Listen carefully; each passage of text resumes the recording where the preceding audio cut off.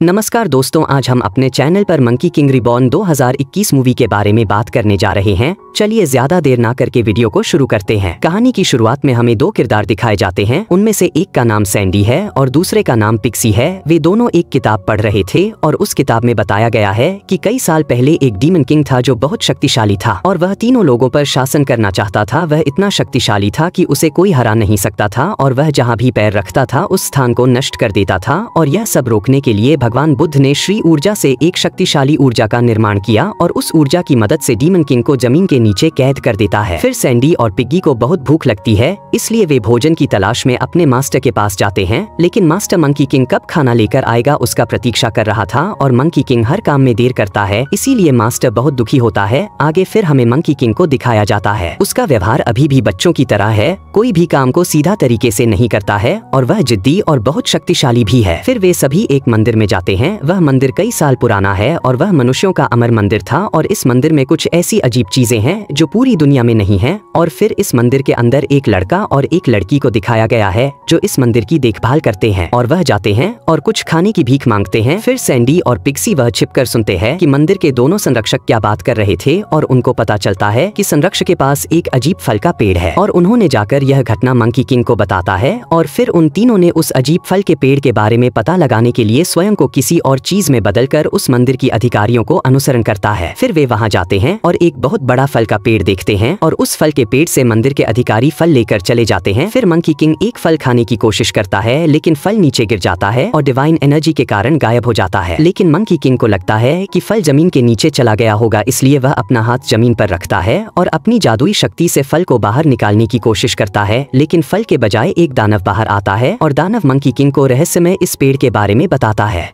और कहा कि हर 1000 साल बाद इस पेड़ पर केवल 26 फल लगते हैं और जो कोई भी इस फल को खाएगा वह 41 साल तक जीवित रहेगा। यह सुनकर वे तीनों 3 फल लेते हैं और खुशी खुशी फल खाते हैं। और इस घटना के बारे में मंदिर के देखभाल करने वाले को पता चलता है तो वे जल्दी से फल के पेड़ के पास गए और देखा कि 4 फल गायब थे। और फिर वे दौड़कर मंदिर में पहुंचे और मंकी किंग से कहा, मैंने कभी नहीं सोचा था कि आप ऐसा करेंगे और आपके अलावा आपके मास्टर ने भी हमारे पेड़ का फल चुराया है। और उनके बीच लड़ाई शुरू हो जाता है और क्योंकि मास्टर चोरी न करने के बावजूद मास्टर को चोर कहा जाता है, इसीलिए मंकी किंग क्रोधित हो जाता है और फल के पेड़ को नष्ट करने के लिए जाता है। चूंकि मंदिर के अधिकारी मंकी किंग को युद्ध में नहीं हरा सकते थे तो उस पेड़ की रक्षा के लिए जादुई देवता आते हैं और वह जादुई देवता जादू का उपयोग करके बंदर राजा के चारों ओर एक जादुई खोल बना देता है ताकि मंकी किंग यहाँ से बाहर न आ सके। और फिर मंकी किंग का मास्टर जादुई देवताओं से माफी मांगता है। इस बीच जादुई पेड़ के विनाश के कारण डीमन किंग भूमिगत से मुक्त हो जाता है। दरअसल मैंने आपको फिल्म की शुरुआत में दिखाया था, भगवान बुद्ध ने दिव्य शक्ति की सहायता से डीमन किंग को भूमिगत कैद कर दिया था जो कि ना अभी आजाद हो चुका है और डीमन किंग ने गुरु को बुद्ध देवता का सहायक समझकर पकड़कर ले जाता है। तब जादुई देवता मंकी किंग से कहते हैं कि जिस पेड़ को तुमने नष्ट किया है उसमें दैवीय ऊर्जा थी और अब तुम्हारे कारण डीमन किंग आजाद हो गया है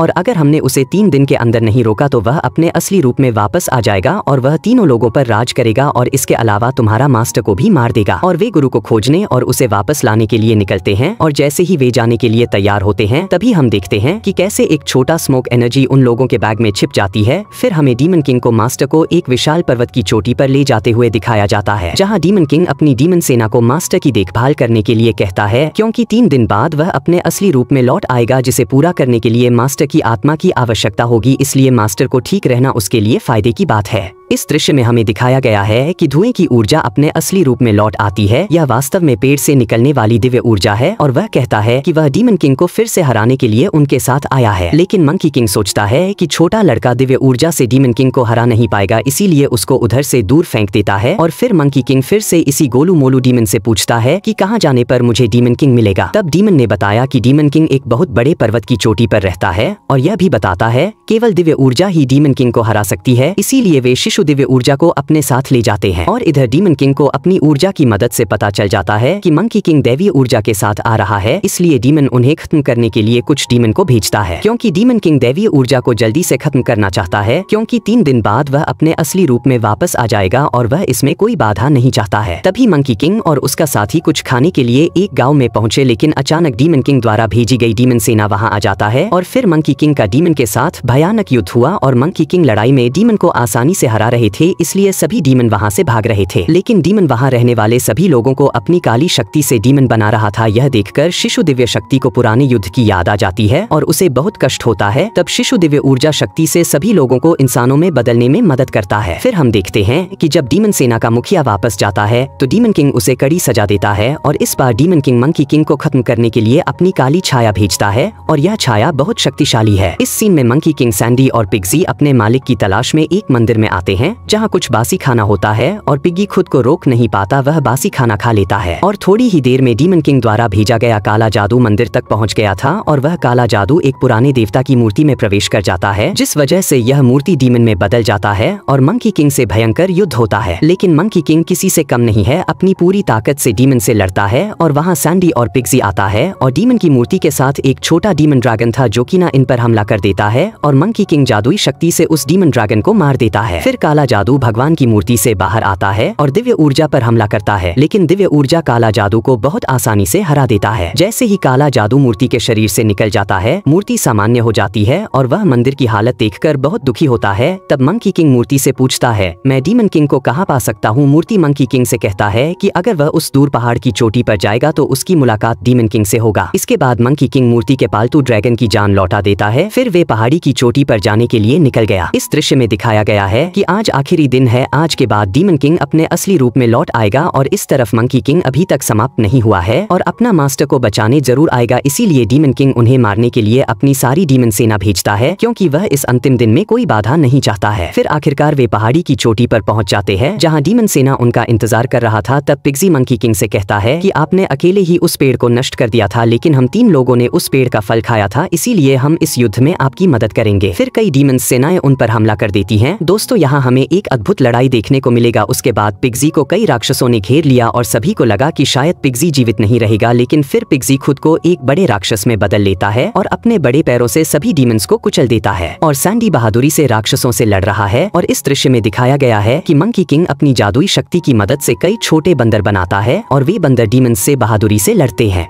तभी डीमन किंग वहां आता है और मंकी किंग से कहता है कि मुझे दिव्य शक्ति दो और मंकी किंग डीमन किंग से कहता है कि पहले मुझे मेरा मास्टर वापस करो और इस समस्या के कारण उनके बीच एक बड़ी लड़ाई होती है। क्योंकि डीमन किंग की शक्ति बहुत अधिक होती है, इसलिए मंकी किंग की स्थिति बहुत खराब हो जाता है। लेकिन मंकी किंग अपनी पूरी ताकत से डीमन किंग से लड़ने की कोशिश करता है, लेकिन डीमन किंग द्वारा उसे बुरी तरह पीटा जाता है। फिर सैंडी और पिग्जी मंकी किंग की मदद के लिए आते हैं, लेकिन डीमन किंग इतना शक्तिशाली है कि वह उन्हें पल भर में मार देता है। तब डीमन किंग दिव्य ऊर्जा प्राप्त करने के लिए आता है, लेकिन तभी मंकी किंग तुरंत आ जाता है और वह अपना पूरा जान लगा देता है दिव्य ऊर्जा को बचाने के लिए, क्योंकि वह जानता है कि केवल दिव्य ऊर्जा ही डीमन किंग को हरा सकती है। उसके बाद मंकी किंग इतनी चोटों के कारण मरने के कगार पर था। मंकी किंग को इस हालत में देखकर दैवीय ऊर्जा बहुत दुखी होता है और वह बहुत रो रहा था। और फिर डीमन किंग मास्टर को वहां ले आता है और मंकी किंग का सामने ही डीमन किंग ने मास्टर की आत्मा को अपने शरीर में ऑब्जर्व कर लेता है, जिसके कारण मास्टर की मृत्यु हो जाती है और मंकी किंग के शरीर की हालत इतनी खराब हो गया था कि वह कुछ भी नहीं कर पाता है। और फिर डीमन किंग मंकी किंग को बहुत बुरी तरह से मार देता है। तभी दैवीय शक्ति डीमन किंग पर आक्रमण करता है, लेकिन डीमन किंग को कोई नुकसान नहीं होता है, क्योंकि मास्टर की पवित्र आत्मा को डीमन किंग ने अपने शरीर में ऑब्जर्व कर लिया था। और फिर डीमन किंग ने दैवीय ऊर्जा को खत्म करने के लिए अपनी पूरी शक्ति का इस्तेमाल करता है और दैवीय ऊर्जा को खत्म कर देता है और वह दिव्य ऊर्जा मंकी किंग में प्रवेश करता है और मंकी किंग का जीवन वापस आ जाता है। और इसके अलावा मंकी किंग एक महाशक्तिशाली में बदल जाता है, क्योंकि दिव्य ऊर्जा बुद्ध भगवान द्वारा बनाई गई थी और मंकी किंग अपने अंदर की दिव्य ऊर्जा को नियंत्रित नहीं कर पा रहा था और डीमन किंग को मारने के लिए पागलों की तरह क्रोधित हो जाता है और बुरी तरीके से डीमन किंग को मार देता है। लेकिन उसका दुख यह था कि डीमन किंग ने उसके मास्टर को मार डाला था। तभी स्वर्ग से एक एंजल आती है और क्षतिग्रस्त फल के पेड़ को ठीक करती है और फिल्म यही समाप्त हो जाता है। अगर आपने वीडियो को एंड तक देखा है तो कमेंट में अपना नाम बताएं।